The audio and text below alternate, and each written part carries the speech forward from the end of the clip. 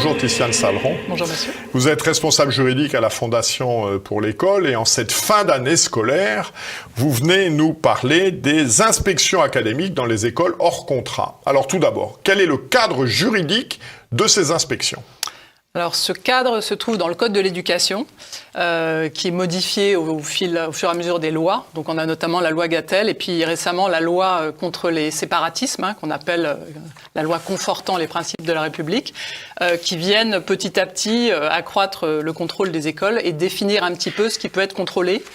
Donc le cadre, il est un petit peu précis dans la mesure où on sait ce que vient contrôler un inspecteur lorsqu'il vient dans une école. Donc je vous la fais courte, mais il contrôle en gros les personnels qui travaillent. Il s'assure que les enfants sont dans des bonnes conditions de travail et d'enseignement. Et enfin, il vérifie qu'on transmet bien le socle commun des connaissances, des compétences et des cultures, donc de l'éducation nationale, qu'on transmet bien ce socle de manière progressive aux élèves. Voilà. Donc il y a ce cadre-là un peu précis. Par contre, le cadre est très flou en ce qui concerne le déroulé de l'inspection, puisqu'il n'y a absolument rien dans le code, dans aucune loi sur le déroulé de l'inspection. Donc là, on peut dire qu'il n'y a pas vraiment de cadre. Alors justement, concrètement, à quel rythme ont lieu ces inspections ? Y a-t-il un préavis ? Y a-t-il un rapport ? Ce rapport est-il communiqué à l'établissement scolaire ? Alors le rythme, il y a un rythme officiel, on va dire, qui est dans le Code de l'éducation, c'est-à-dire que la première année de l'ouverture de l'école, en principe, cette école doit être inspectée. Et si tout se passe bien, il est recommandé de refaire une inspection dans la 5e année de l'école. Alors ça, c'est la belle théorie, mais dans les faits, on sait que seuls 80% à peu près des écoles sont inspectées leur première année. Je pense que c'est notamment à cause de moyens humains qui sont insuffisants. Et surtout, vous pouvez avoir une école qui se fait inspecter chaque année, une autre qui est ouverte depuis 10 ans qui n'est jamais inspectée. Bref, il y a la théorie et la pratique. Après, vous me demandez s'il y a un préavis. Alors là, pareil, il n'y a rien dans le code. Du coup, vous pouvez avoir une école qui reçoit une belle lettre ou un beau mail en lui disant « Voilà, on va venir vous inspecter dans 2 mois, on sera 3, il y aura un tel. » Et à l'inverse, vous pouvez être directeur d'école, arriver un matin et voir 15 inspecteurs devant votre école. Vous paniquez un peu, vous dites qu'il y a quelque chose. Non, on vient visiter votre école. Ah, et vous ne vouliez pas me prévenir ? Non.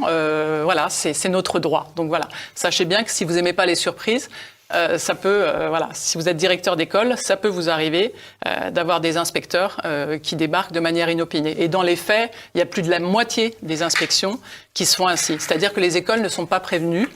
Alors leur grande motivation, c'est de saisir le face-à-face pédagogique dans toute son authenticité. Fin de citation. Vous pensez bien qu'ils n'ont pas cette ambition pour les écoles publiques ou sous contrat. Donc c'est souvent un peu abusif quand ils arrivent. Notamment, on a eu un cas où ils sont arrivés les 3-8 en fait, à 8 heures, à 8 inspecteurs, et il n'y avait que 8 élèves de maternelle. Vous imaginez, et après quand ils écrivent que les élèves ont l'air un petit peu réservés, voilà, il leur a fallu leur rappeler pourquoi. Bah, oui. Surtout qu'il est déjà arrivé aussi que des inspecteurs viennent accompagnés de gendarmes en habit, donc en uniforme. Donc bref, voilà, il n'y a pas de règles et il n'est pas imposé un préavis aux écoles. Après, le rapport d'inspection, vous m'avez demandé ça, oui. Je crois. Alors, quand tout se passe bien, c'est assez rare qu'il y ait un rapport d'inspection parce que les inspecteurs ne sont pas très motivés pour faire un rapport avec disons que ça va bien. Voilà, avec que des compliments en quelque sorte. Surtout qu'ils ont vu que parfois des écoles le mettent sur leur site. Après, quand ça se passe mal, généralement, il y a un rapport d'inspection, mais encore une fois, il n'y a aucune obligation de le faire. Et si je peux en profiter, je déconseille aux écoles de demander un rapport d'inspection lorsqu'ils n'arrivent pas. Parce que généralement, quand on le demande en insistant, du coup, comme ils se mettent au boulot, ils trouvent des choses à redire et il n'y a aucun intérêt en fait à recevoir un rapport d'inspection dans ce cas-là. Voilà. Alors, quels sont les centres d'intérêt des inspecteurs ? Quand ils viennent, qu'est-ce qu'ils font ? Alors, quand ils arrivent, donc encore une fois, il n'y a pas de règle, mais généralement, il y a quelqu'un qui s'occupe de la directrice ou du directeur et qui lui demande tous les papiers administratifs. Et après, il y a les inspecteurs, ça ressemble un peu parfois à une perquisition, qui vont très vite dans les salles de classe. Ça, c'est quand ils arrivent après l'ouverture de manière inopinée. Et ils voient comment se passe le face-à-face, le fameux face-à-face pédagogique. Donc, ils s'installent, ils se présentent à peine parfois. Il y a des moments où ça se passe très bien aussi. Et ils s'installent dans la classe et ils suivent le cours. Donc ça, c'est très fréquent. Et du coup, ils en profitent aussi pour regarder les manuels, pour regarder les affichages. Ils prennent des photos. Donc ils sont plus ou moins intrusifs et on va dire plus ou moins polis quand ils arrivent dans la classe. Mais pour répondre vraiment à votre question, les centres d'intérêt, c'est les matières scientifiques. Hein. Donc ça, ils insistent bien là-dessus. Ils veulent s'assurer, notamment quand ils sont face à des écoles catholiques, que les enfants distinguent bien les croyances des sciences, si vous voyez ce que je veux dire.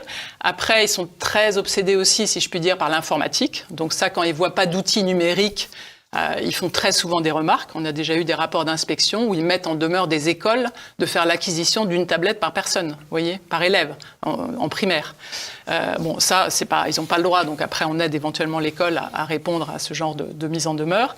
Mais donc leur obsession, c'est les sciences, l'informatique, également, qu'est-ce qu'il y a, l'éducation civique et les valeurs de la République. Donc ça, ils font très attention. Ils demandent dans les emplois du temps s'il y a bien un enseignement moral et civique. Ils demandent comment est-ce qu'on transmet toutes les valeurs républicaines et tous les principes. Voilà. Ils sont aussi attentifs à l'histoire. Ils n'aiment pas beaucoup quand l'histoire est trop chronologique. Hein. Et aussi, si l'histoire... Enfin, ils font facilement des commentaires sur les programmes d'histoire tels qu'ils sont délivrés dans les écoles. Donc, ils n'aiment pas qu'on insiste trop sur les règnes de rois et ils préfèrent, par exemple, qu'on parle plus de l'histoire contemporaine, si je puis dire. Voilà, ça, ils sont très attentifs à tout ça. Voilà.